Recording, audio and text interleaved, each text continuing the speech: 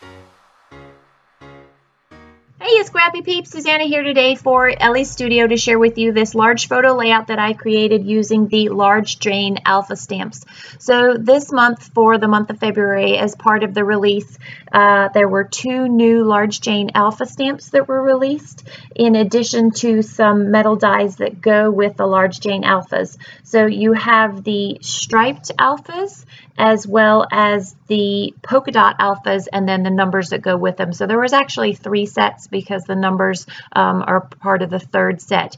These stamps, y'all, are amazing. So if you're looking for fun ways of being able to add a thicker like thing that's not a thicker, but it's a stamp, but that's the size of a thicker, and you can create your own colors, this is definitely the way to go. So I'm doing more than just using the alphas as alphabets for title work. What I'm doing here is I'm creating a header for my layout. So I am measuring the width of the photo, and I'm going to create a header that is the width of the photo using these 3 different inks from My Favorite Things. I'm going to start with the navy, and then I'm going to go with that darker teal, and then go with the turquoise underneath. And literally this is just the eye, and I'm creating a border with it. And this actually is the polka dot. And it's not straight, it's not perfect, but I'm perfectly fine with that because if you look at the close-ups, I love the way that some of the overlap and some of the white, it mimics the movement of the water in this large photo. The stamp is a little bit, if I were to have stamped the whole eye all the way across, it would have been slightly longer than the photo. So I do use a piece of white scratch paper at the end there to just block off and make it all even at the end. So there's the 3 layers there, and that's exactly the same width as that photo that is backed with a piece of cardstock from Noteworthy, or pattern paper from Noteworthy, and I'm going to put that down there. So that is a piece of 6 by 6 pattern paper. I'm not sure why I pulled it out, but it is, I'm going to use it down the bottom to create a footer that coordinates with that.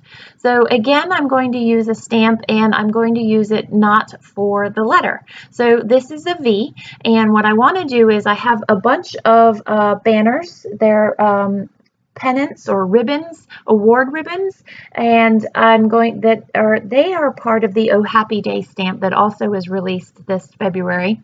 And so to add another layer to those pennants, I'm going to use this V in the same colors underneath the photo. And so you'll see the effect that this has as I continue to build upon the layout. But I'm doing the different colors, and it looks kind of funny right now, but you'll get the effect as I continue to build this layout. So that is the Oh Happy Day stamp set that is released this month, and there are some neat things that you can stamp in the inside of those banners, as well as some great phrases. So I'm going to stamp them several times in the 3 different colors, and I'm going to spare you the agony of watching me stamp them all and fussy cut them all. You can see there I've already done some of the work. It took a while to fussy cut all of them, but it was actually kind of fun, methodical, just I don't know, you get into a rhythm about fussy cutting, and it ends up being just a great way to get inside your brain and think as you're doing it. So originally I had thought that even more layers underneath the banners would be fun, and to be able to use some twine would add some dimension to it, but it didn't work out the way I wanted it to, so I just laid them all down, and I'm going to skip through my fussing around with that twine and trying to make it work. So now I'm actually using the alphas as alphas, and these are the polka dot ones. So I had the stripe V to go underneath the banners, and then the polka dot large Jane alphas here.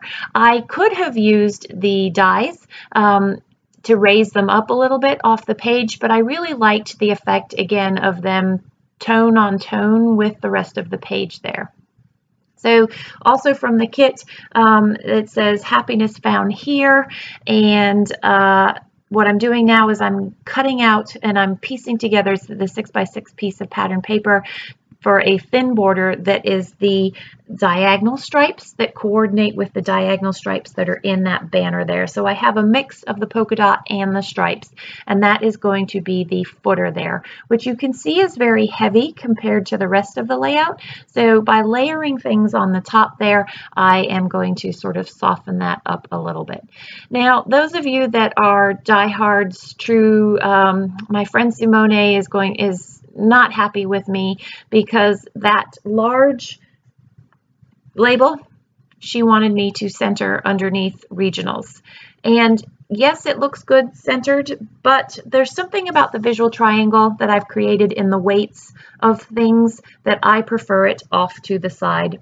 And the reason I prefer it off to that left-hand side is because I feel like I have the weight of that circle with the happiness found in the top left over to my son, who is not the one in the orange cap, but he's the one in the top right of that photo.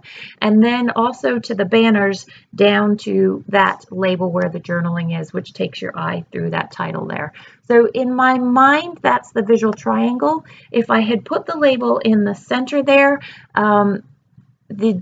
it would have been very geometric, and yes, it would have moved your eye down the page, but by having that big circle at the top left there, which I needed to fill some of that white space in the photo, that's my justification for doing what I did, and I'm happy with it, and so I'm going to go with it. I did, however, off camera put another label with a large circle. It's got an acrylic from the Noteworthy collection on that right hand side, and that balances it even more because then there are 3 labels that pull your eye through an even better visual triangle. And when you look at the overall picture, you'll see what I mean about those 3 labels and that visual triangle there. So now I'm using some of the phrases, the best, number 1, stars, congrats, to fill in these pennants, banners, whatever you want to call them, so that there are phrases that are moving all the way across that. And the tails of the pennants are loose, and I love the movement that creates on the page there. I could also have used the outline of the large Jane alphas, but I liked the subtlety of that, and I liked the way that the diagonals of the other elements that I have work with the diagonal of the pool at the top left up there.